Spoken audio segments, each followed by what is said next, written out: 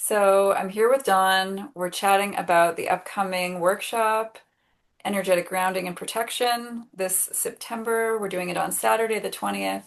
And we're just here to share a little bit more about what this workshop's going to be about, touch a little bit on the first one that we had, which was the intro. And Don, take it away. So excited to have you here. I'm happy to be here. Thank you for the invite back. As you said, we're doing a follow-up workshop to what we did, the first one, where we learned about the grounding techniques and putting up a little bit of a protective barrier around our Wei Chi fields. We're going to be expanding on that to start to notice how some of the energetic cords that come from the environment around us, even through society, through culture, through family, work environments, and for some, even more advanced environments through the universe or global. So these are areas which we'll be able to acknowledge and to be able to work with to either benefit ourselves or to have them be removed, which will also benefit ourselves as well. And following up the course of having the meditations of the 1 through 10 and the Ren Wusan to give our protective layers around us, we'll be able to tap in and see during those meditations if we notice any chords that can be affecting us.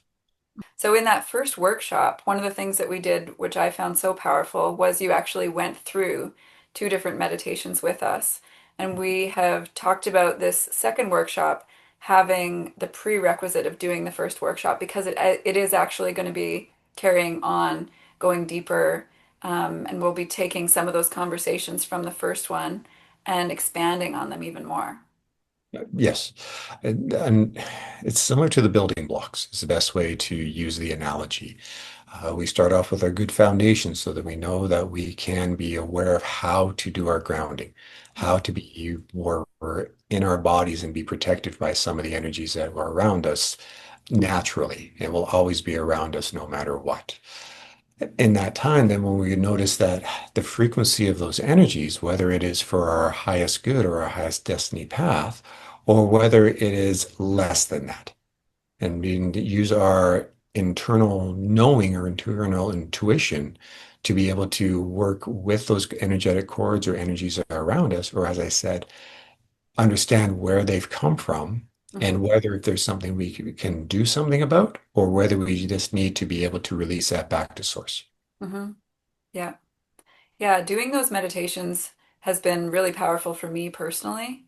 I started doing them, I might be closing in on 150, 200 days in a row. And I've got to say, the effect for me has been profound. So I start every morning by doing those meditations before I interact with my phone, with the world in any sort of way. And so I'm really clear on what my energy is. I've set up my protective bubble, or however we want to language that. I feel really grounded and connected to the earth, to the energy of the earth. And from there, I can move forward. So in the first workshop, having those conversations around like how do we support ourselves when we go out into the world and we're interacting with all these different energies was a really powerful and potent piece for a lot of people. And instantly we talked about doing the second one because the question naturally becomes, okay, so once I identify that there's some other energy in my field, what do I do then? Great questions. Those are the parts where, as we said, you have the foundation to be aware of what's going on, be aware of how to set up your protective quoted bubble to know that these energies that are around us are not always for our highest good. Hmm. So we will learn through this workshop how to identify them as to is it a good or a less good energy? Is it a good or a less good energetic cord? And then take the steps to understand how to release them from our systems, Hmm. but then also to do know how to send them back to source. Because sometimes if we send those energies back or those cords back to the people who may have been reaching out with them, they'll know that we sent them back. So then they will try and do a much stronger cord or a more sneakier cord where it may try and get under our radar, so to speak. Hmm. And then it gets reattached to our systems and it has a more powerful drain on our energies. Hmm. And then also checking after that, did we complete everything that we needed to do so that energy energetic cord will not be able to be reattached to us. Yeah, such key points that I've been learning from you. And so long ago, I learned about cutting cords, and I would sort of envision a pair of scissors or a sword or something just cutting the cords without much understanding of where is that energy going. I would just kind of imagine it going back to the other person, send them love, imagine my energy coming back to me. And the pieces and parts that I've been learning with you have been an opportunity really to become much more connected to the intention, Mm. to the energy of source, or whatever we choose to call that for ourselves, and also how that energy is now being transmuted and transformed. Just like you're saying, and so one other piece I just choose to add to this is the chords themselves are not good or bad, correct? It's Correct. just how they serve us or not in our path forward. Correct. And that is that perfect example. As I say, less good or good. Hmm. It's just a cord. It's Hmm. the energy that's passing through or being removed from that will be a positive or a less positive state. Hmm. As you mentioned about the cutting of the cords, same thing. I learned it the same way. Yeah. Then over my time, it came to me to be realizing, great, those cords are cut, but the attachment points are still open. Hmm. So it then opened up another entryway for another cord to be attached to those ports. So we're Right. going to show a little specific techniques to be able to have those ports to be removed and closed and sealed off in our energy fields. Hmm. It may take a little time to perfect it, but it's a way that you can then be able to work it in a more conclusive manner. So as if you can imagine, with the cord being here and we cut, this part goes back, but the part that's still there is still attached. Yeah. So it's learning, being instructed or informed of how to release those attachment points, but then also the ports which they attach to, Yeah. similar to our computers, our phones, our USB, USC, or whichever they now advanced onto to connect into our energy systems, which also means that the more ports that you may have open, the more ports that things can be attached to. Hmm. So again, some of them are good for when they come in, some of them are less good. And it's getting to learn the differentiation between the two, which will be a process we're going to talk about in the workshop as well. Great. And what else are we going to be exploring in the workshop? Oh, you can make me spoil everything. Just part of that is also realizing how to take some of those stagnations that are in our body. If we're running energy to feel movements, or if we feel certain areas just aren't being as free flowing, and how to remove them from our systems. It will show a technique that we classify as a vortex to be able to remove those toxicities and those energies and be able to put them back down to source, be it either source of the ground or source into the universal aspect. Technically, it's all one source, they just give it different names. Hmm. Also, with that is to learn to know what you can or cannot do with these energies that you find. Because sometimes I had an instructor many years ago. We asked questions. I asked certain questions. They were blunt, and I appreciated that. They said, "Is above your pay grade right now." And I was like, "Okay, good, thank you." That gave me like I know where my quote pay grade and my knowledge and my abilities are at. This was much higher. So then I would need to find a person who had that abilities to go and either learn from or get help from. Yeah. I always chose to learn, so I would go and do both. Yeah. And have the questions ready if they were doing the certain techniques to help clear these energies off or clear or help my body release stagnations. So that I was able to understand and then we go, will I be able to do this for myself or for others? Hmm. So it's a learning opportunity that we can have here to know that I can do certain things with the knowledge I have. If it's something I can't do about, I will not do that. I'll pass that on. Yeah. And so the energetic cords or the energetic stagnations or the energies that are around us, we can do the best we can, but also to realize that if we try and open the work on those aspects, it may not turn out for our highest good. Hmm. And that's where we've had times, when I say we, me, maybe got a little too egotistic or a little too more bravado and wanted to do things that were above my pay grade and took a long time to recover from doing that work. Yeah. And learning opportunity, I now am more cognizant about what I can and cannot do. Yes. And then creating the connections and the networks, or use your terms, a collective of individuals who we can refer out to and with, so that we all can see things in a different way, but help that individual on their highest benefit. Yeah. I So, love that. And it's so funny because you've used that term with me, above your pay grade. And we've never talked about where you received it from. So I love that that you had that experience and now I've had that experience with you where I'm learning different things and then something is unfolding and it's like, oh, this is above my pay grade. Okay. So then I refer to you for support. And so we're all connected in this way where someone who has more knowledge, has more skills, has more abilities is supporting, teaching, advising someone who's, one step or 10 steps or 50 steps behind them. And then me being that person in this example, I have things that I can offer to other people that I've learned. And we're all just connected and growing and learning. This is the whole intent of the co-creation and the collective. correct. I agree. And as you mentioned right there, the connections. This is an example of a positive energetic cord Hmm. because we are connected to people through our meetings, through our communities, through our collectives, through our courses, where there's a free exchange of energy in the positive manner for each of our highest destiny path.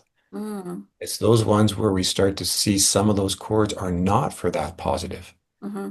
Those are the ones we need to work to either A, remove and send to source, or B, realize why it's there. What can we learn from that? And Yeah, then take the steps to either A, work for the highest good for both during that, or B, release and move forward. great. And So, so a clarifying question on that. So the positive chords that we have that are serving both parties, do we even feel those when we're scanning our field? Are we aware of them? you might, but it would be more, oh, what wording should I use? You'd be more of a brightness. Hmm. If you're doing a quick scan, say with the Renwuzon and the Guardians that are going counterclockwise, as it goes to that technicolor field around us, we may see little areas which are very bright. Hmm. Those are those cords that are connecting to those people, which are very beneficial. Or they also may be our guides, which are for our highest good, being, thank you for doing this work. Good, we're still in your presence. It's those ones where analogies, the old military movies where the guys are looking at the radar and they have those big beeps on the radar where the little scan goes through. Mm. That's the enemy. That's who we must nuke. You'll forgive my terminology, please. These are ones where it's like, oh, I'm noticing something over there that does not be nice and bright. There's a little bit more of a bringing my attention to. Yeah, I will need to look into that area and see what that may be. yeah. And when we do that, then it's like, oh, I see that is this. Hmm. And once we see what that is, we then have an understanding how we may be able to release it Yes. or benefit it or use it in the best way possible. Yeah. Even though we have cords that come into us, we also have cords that go out to people. Right. So we will every now and then, more now than then, we'll need to check those cords. Are we sending cords to those people in the highest good for both of us? Hmm. Or is it something else that we're trying to go on, which we'll get into some of the causes of these energetic cords? And allowing that to know that, oh, that is not benefiting myself or that other individual. We do a majority of all the work we ever do is for ourselves. Hmm. Because if we can attain our highest path, our highest destiny, then our resonance will also then bring others up to that frequency they can attain in the best way for them around us. Yeah. Amazing. I feel like I could ask you a million questions and we could talk about the course that's coming up for a long time. And I know we want to leave some of it to be a surprise and to be experiential. Mhm. So I'll leave it at that. Is there anything else that you would like to add about the upcoming workshop? Oh, come with questions, please. As always, this is the best way we can learn from everybody, especially if you believe I have a question, but I don't think it's appropriate. That may be the similar question somebody else is wanting to ask in a different manner. Yeah. So the information that we can provide from that one question may have a few other questions that can come up in regards to that in relation to it, which Mhm. will be a benefit for everybody around. Also come with a bit of an open mind because some of these things may cause old energies to be brought up just by the fact of as we're acknowledging and seeing where the cords coming to us and the cords we are sending out are, may also be a bit more of an agitation to our systems. We'll use it that way. And again, this is also in some of my worlds where learning this, my body reaction was, well, no, that's not right. This is, and then the more I stepped back and looked at it in neutrality way, it became more clear like, oh, this is a negative energy cord that I'm sending out. Mm, hmm. So I need to then acknowledge that and work more on my own healing to realize that isn't needed anymore. Yeah, So it's more of a self-help, self-healing, but yeah, also an acknowledgement of we need to protect ourselves from other energies, but also realize we also need to protect ourselves from sending out these energies yeah, because it still will repeat patterns that we do not need anymore. for sure. Yeah.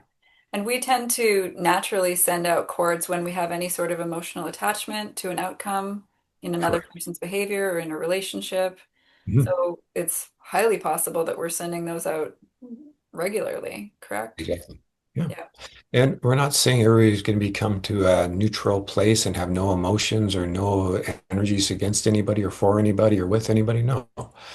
We all do it all the time. Yeah. It's just the energetic emotions that are behind it. Hmm. It's those ones where we're very happy for somebody. We care for them extremely a lot. And we're also knowing that this is for the highest best for both people with an unconditional energetic meanings behind it. Yeah. That's okay because if it doesn't work itself out, that cord would still be there, but in a very high level than anything. And it's not going to be trying to hold energy back from either partner, either Yeah. person or Yeah. partner or object or any other things that are there. It's Yeah. just realizing that as we're moving forward in our own healing and expansion of our energy systems, it becomes that neutrality of unconditional source energy. Hmm. And that's a spot where we aim. So we can have all of our emotions we are, because we are still humans, but we also know that we can have these in a healthy manner. Hmm. And once we've expressed those and say, all right, that doesn't resonate the way it did anymore. Perfect. We can let that move on and carry on to our next level. Yeah. Yeah. And I love that because it really speaks to the fact that we're all having a human experience. Exactly. We're not looking to like clear out everything that makes us human and helps us to grow. We're just looking for more information, more tools, more curiosity in the experience of Precisely. life. Precisely. Yeah. And that human experience is unique for every individual we've ever are on this timeline that we are in. Hmm. So we connect with those on the ways that we best can either resonate with, bring their elevations up, or also understand that that's not a place where we're going to are needing to go, need to go back to, or need to acknowledge. Hmm. So each time we learn and allow ourselves to continue moving forward. Yeah. And it's a really beautiful, fun process. The Mhm. workshop's going to be amazing. So September 20th, I'll drop the information in as well. And we're so excited to welcome you back to BeFLOW Collective as well, Don. So thank you. Yep. Thank you, and I'm happy to be back. Yay. Well, we'll see you soon.